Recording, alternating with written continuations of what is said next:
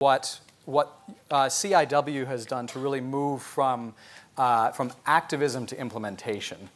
Because in the early years of this fight, at least in the United States, it was all about letting people know what slavery was, that there are more slaves in the world today than at any point in human history, that this was no metaphor. Now that you're engaging with corporations, I wonder if you could talk about the Fair Food Program and a little bit about what you've done to make that switch. Yes, thank you. So my name's Laura Germino, and I wanted to just mention that Coalition of Immokalee Workers refers to a town in Florida, Immokalee, which it rhymes with broccoli. It's a labor reserve. And we are an organization of migrant farm workers, grassroots farm workers that harvest from Florida up the East Coast and back. But at the same time, we have a national model at this point for worker consumer campaigns and transparent supply chains and slave-free workplaces. And it took 20 years to get there. We're not finished yet. So for Ms. Gallagher was saying that it's not a quick fix. We did not have a quick fix. This has been at least 20 years in the making. And I'm proud to say that at this point, we have reached the point of prevention for slavery in the supply chain, meaning the headline that doesn't happen. In other words, instead of slavery in the fields, for press reasons, it's more boring, right? No slavery in the fields. We're very happy with that kind of idea of a headline. And this is our Fair Food Program report that talks about how we reached that gold standard of prevention in the tomato fields. And this involves 26, now we're up to 30 agribusinesses, a $650 million industry.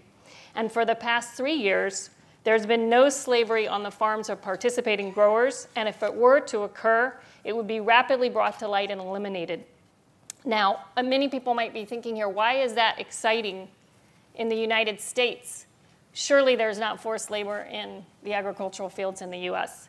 Well, as Ben was saying, for 20 years now, we had been working on an investigative level, meaning investigating and helping with the Department of Justice prosecutions that put traffickers in jail for holding workers in forced labor.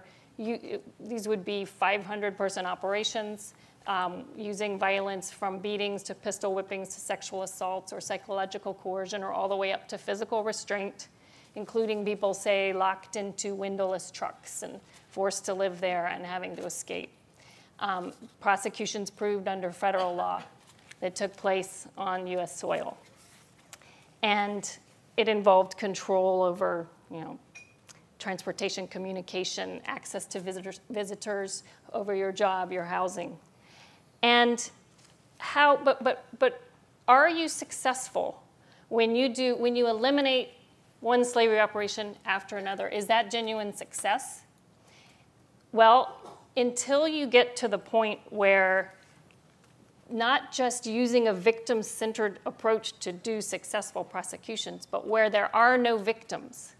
When you go from victim-centered to the no-victim approach, that is when we feel like we've reached real success.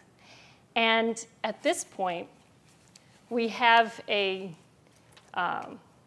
joint effort of growers, meaning suppliers, farm workers, and buyers, the corporate buyers of the produce, like McDonald's, Burger King, Whole Foods, Trader Joe's. So the supermarket sector, some of them are still not yet on board, but we hope would join. And it involves, in the tomato industry in Florida, you have a worker education being done on a code of conduct that was developed by the workers, by the farm workers themselves, the men and women who had suffered lots of abuses in the past, which is very important, and also enforced in that sense by the workers in terms of this. The Coalition of Immokalee Workers does education on the farms with supervisors and present on the clock.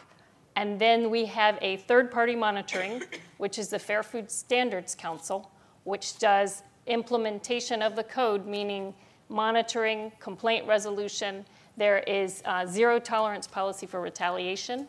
And how does this all work? Why is it that this is all successful? It's due to market consequences and market incentives. In other words, we have agreements with companies, and these agreements were reached through consumers like you working with the farm workers to demand that there be an awareness on the part of the consumer that they can be eating produce where the corporate buyer is doing everything possible to avoid there being exploitation or forced labor in the supply chain. And so consumers were key in joining with workers to demand this of corporate buyers.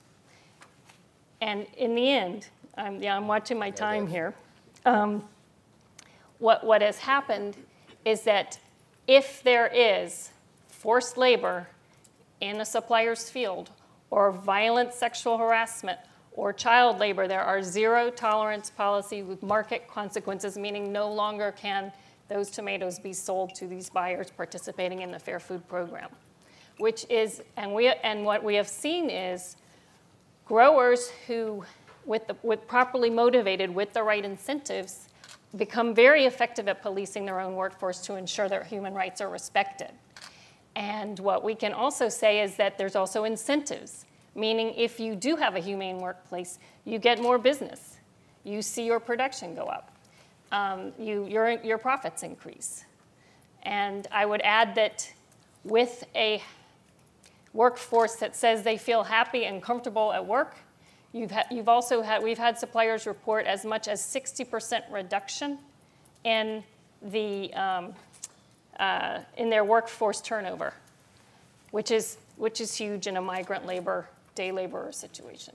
So this is extremely exciting for me to hear about, and I've talked to others at large corporations that have cited the Fair Food Program as a model, particularly on that last point of productivity increases, productivity gains.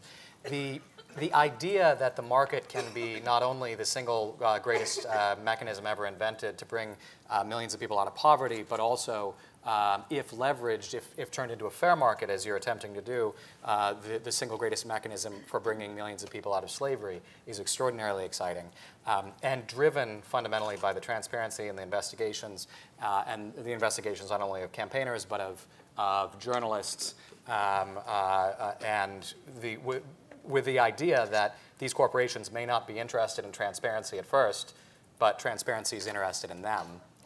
And ultimately, that will move the market. Well, what's interesting is, the market it's amoral. It's a force, but it's a force for good or a force for bad. It could be either way. And so here you have it as a force for good. And in fact, now you see the buyers and the suppliers seeing it as risk management in terms of, why did we not do this before? I mean, what in the world why didn't this start 20 years ago?